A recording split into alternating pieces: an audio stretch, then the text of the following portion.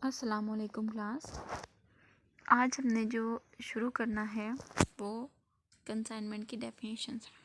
ठीक है, इसमें सबसे पहले डेफिनेशन है व्हाट इज़ कंसाइनमेंट, कि कंसाइनमेंट क्या होती है। ठीक है, the act of sending goods by the owner to his agent, चीज़ें भेजने का प्रोसेस है जो कि ओनर अपने एजेंट को भेजता है, उसको कहा जाता है कंसाइनमेंट। मिसाल के तौर पे यहाँ पे एक आदमी है, उसका बिजनेस है।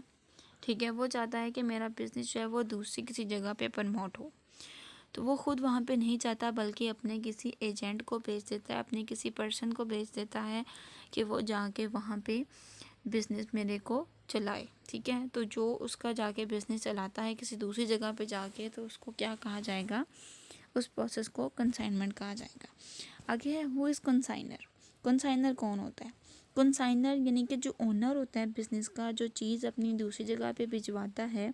ठीक है, the person who send his goods for sale, अपनी दूसरी चीज़ें जो है वो सेल करने के लिए भिजवाता है, उसको कहेंगे कि वो हमारे पास कौन है, वो कहलाएगा कंसाइनर। ठीक है, कंसाइनी से मुराद वो होता है कि जिसको चीज़ें भिजवाई जाती हैं, जो आगे जाके चीज़ों को वसूल करता है।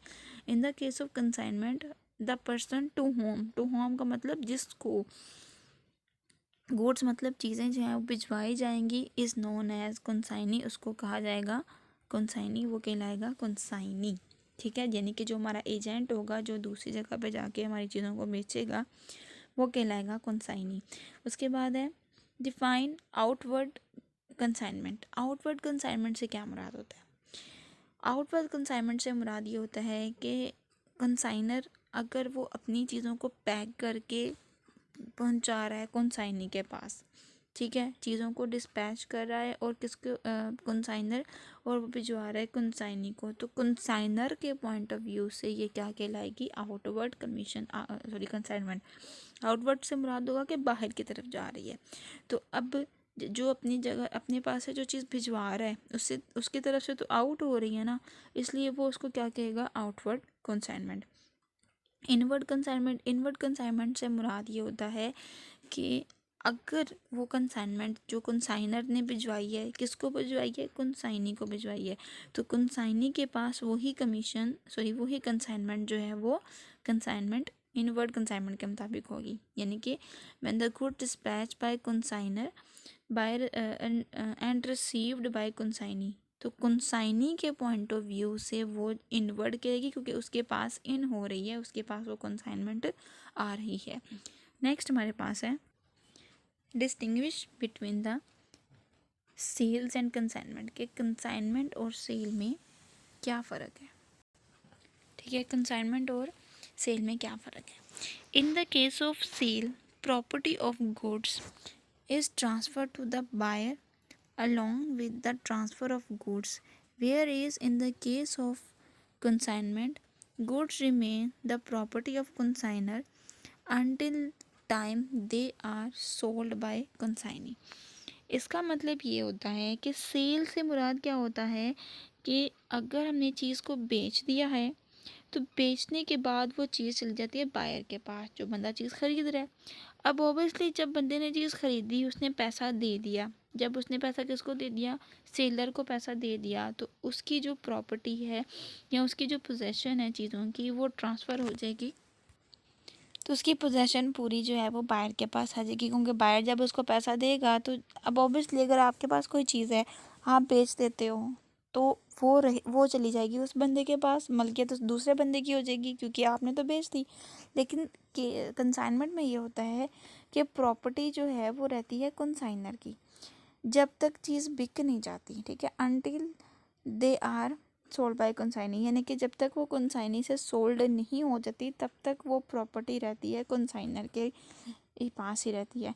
जैसे ही कंसाइनी सोल्ड कर देता है, तो वो जो पैसे होते हैं कंसाइनी के पास, अब ऑब्वियसली उस पर कंसाइनी का तो हक नहीं है, वो क्या करेगा, वो कंसाइनर को बेचेगा, तो तब जाके उसके पास प्रॉपर्टी या उसके पास जो है वो जब तक वो सेल नहीं करता उसकी प्रॉपर्टी उसके पास ही रहेगी।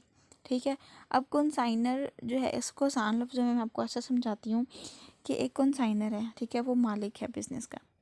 ठीक हो गया। जब वो बिजनेस का मालिक है, अब वो चीज़ भिजवा देता है कंसाइनी को, तो तब भी मलकियत कंसाइनर की ही रहेगी जब तक वो सेल नहीं हो जाती। लेकिन यहाँ पे क्या है कि अगर चीज़ सेल हो गई एक दफ़ा तो वो प्रॉपर्टी फिर बायर के पास चली जाएगी, उसके पास नहीं होगी। लेकिन ये चीज़ कंसाइनी को भेजने के बावजूद भी कंसाइनर की ही मलकियत रहती है, ठीक है, प्रॉपर्टी पे, उसके गुड्स की प्रॉपर्टी पे मलकियत कंसाइनी की ही रहती है अनटिल जब तक वो बिक ना जाए। ठीक है। नेक्स्ट है what is account cell. Account cell से क्या मुराद होता है? An account sale is the statement which is periodically rendered by the consignee to the consignor, showing that the details about the goods sold, price realized, his own commission and the expenses incurred the connection of with the sales. अब consignee है, consignee ने जो चीज़ें बेच दी हैं, किसकी चीज़ें बेची? कंसाइनर की चीज़ें कंसाइनी ने। ठीक है। अब कंसाइनी जो है ना वो सारी डिटेल लिख के भेजेगा। डिटेल कौन सी होगी कि मैंने चीज़ें कितने की बेची, ठीक है, उसकी रियलाइज्ड वैल्यू कितनी थी, ठीक है, उसने खुद कितनी कमीशन लेनी है ये चीज़ें बेचने पे। इसके अलावा अगर कंसाइनी ने कोई एक्सपेंस किया है, यानी कि अगर उसने जो है वो इंश्योरेंस का एक्सपेंस किया है, गोडाउन का रेंट पे लिया है तो उसका एक्सपेंस पे किया है। अब वो सारे के सारे जो हैं एक्सपेंसेस कनेक्टेड हैं किसके साथ? सेल के साथ। तो वो ये कहेगा कि मैंने चीज़ आपकी बेची है, आपकी चीज़ के ऊपर मैंने ख़र्चा किया है, तो आप मुझे ये सारी अमाउंट सेंड करो। तो वो भी जितनी भी डिटेल भेजेगा किसको? कंसाइनर को जितनी भी डिटेल भेजेगा, वो जो डिटेल होगी वो जिस जगह पे बना के भेजेगा वो अकाउंट सेल्स कहलाएगी। ठीक है। नेक्स्ट हमारे पास है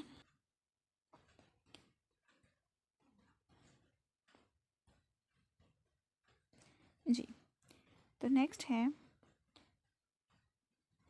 define the term commission in the case of consignment. ठीक है।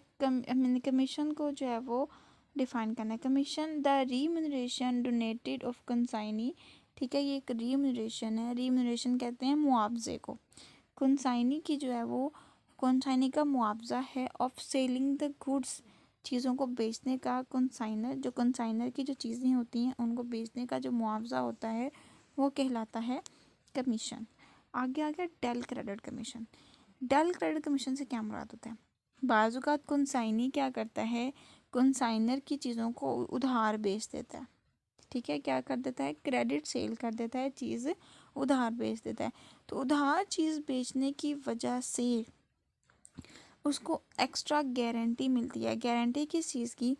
कंसाइनी। अब देखिए ना, उधार चीज़ जब हम किसी को बेचते हैं तो उनसे पैसा वसूल करना हमारे लिए बहुत मुश्किल होता है। वो ये भी हो सकता है कि वो पैसे की अदायगी ना करें, या ये भी हो सकता है कि वो दिवालिया हो जाएं, या ये भी हो सकता है कि वो चीज़ें ले जाए और कहीं और चला जाए, वो बताए ही ना कि मैं कहाँ हूँ और पेमेंट ना करे। तो यहाँ पे एक रिस्क होता है। क्या क्या रिस्क होता है? कि पेमेंट ना मिलने का रिस्क होता है। तो कंसाइनी जो है ना वो इस चीज़ की गारंटी देता है कि अगर वो बंदा हमें पैसे नहीं देगा तो मैं आपको पेमेंट करूँगा। यानी कि पेमेंट के वसूल करने की गारंटी जो है वो कंसाइनी पे करता है। ठीक है। इस सूरत में कंसाइनी को एक्स्ट्रा कमीशन मिलती है जिसको कहा जाता है डेल क्रेडिट कमीशन। ठीक हो गया। तो डेल क्रेडिट कमीशन से मुराद यही है कि क्रेडिट सेल की पेमेंट की गारंटी कंसाइनी प्रोवाइड करता है, इसके अगेंस्ट वो जो एक्स्ट्रा कमीशन हासिल करता है उसको डेल क्रेडिट कमीशन कहते हैं। आगे आ गया over riding commission. Over riding commission से मुराद ये होता है कि अगर कंसाइनर का न्यू प्रोडक्ट है, वो दूसरी जगह बेचना चाहता है, तो न्यू प्रोडक्ट को जो है वो मार्केट में इंट्रोड्यूस करना बहुत मुश्किल होता है, क्योंकि लोगों को अवेयरनेस नहीं होती उस प्रोडक्ट के बारे में, तो उसके ऊपर ज़रा ज़्यादा मेहनत करनी पड़ती है। तो इस सूरत में अगर कंसाइनी जो है वो जो कमीशन लेगा वो कमीशन उसकी ओवर राइडिंग कमीशन कहलाएगी। ठीक है। A commission pay to consignee by the consignor of purchasing a new product. ठीक है। न्यू प्रोडक्ट परचेजिंग करने के दौरान जो है वो मार्केट में जो न्यू प्रोडक्ट परचेज करेगा, ठीक है, कंसाइनी का उसको वो ओवर राइडिंग कमीशन कहा जाएगा। उसके बाद है what is proforma invoice. Proforma invoice क्या होती है? When the consignor send the goods to consignee. ठीक है ना, जब कंसाइनर ने कंसाइनी को चीज़ें बेची तो उसने बताया कि मेरे पास जो चीज़ें मैं बेच रहा हूँ वो इतनी मिकदार में है, इतनी उसकी क्वांटिटी है, इतनी क्वालिटी है, इतना उसका प्राइस है, ठीक है। वो सारी स्टेटमेंट जिसमें सारी की सारी डिटेल होती है कंसाइनमेंट की, वो परफॉर्मा इनवॉइस कहलाती है, ठीक है। When the consignor send the goods to consignee he forward the statement showing the particulars such as the quantity, quality, price, goods, etc. It is called as the performa invoice. वो क्या कहलाएगी? Pro forma invoice कहलाएगी। उसके बाद आ गया what is the normal loss. Normal loss से क्या मुराद होता है? नॉर्मल लॉस से मुराद ये होता है ऐसा लॉस जो कि हम बियर कर सकें, मतलब कि उस लॉस को हम बर्दाश्त करके रिकवर कर सकें।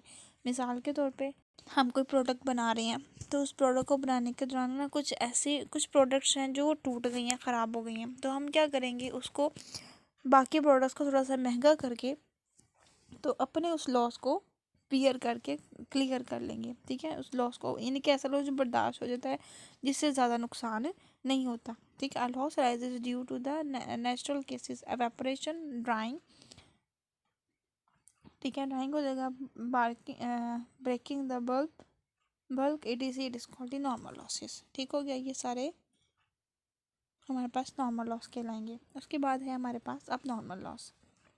अब नॉर्मल लॉस हमारे पास जो है वो बेसिकली क्या होगा, कब होता है? Rise when the consignment transaction such as the loss the goods in transit, ठीक है ना, थेफ्ट, गुड्स डैमेज और destroyed by fire, it's said to be abnormal loss.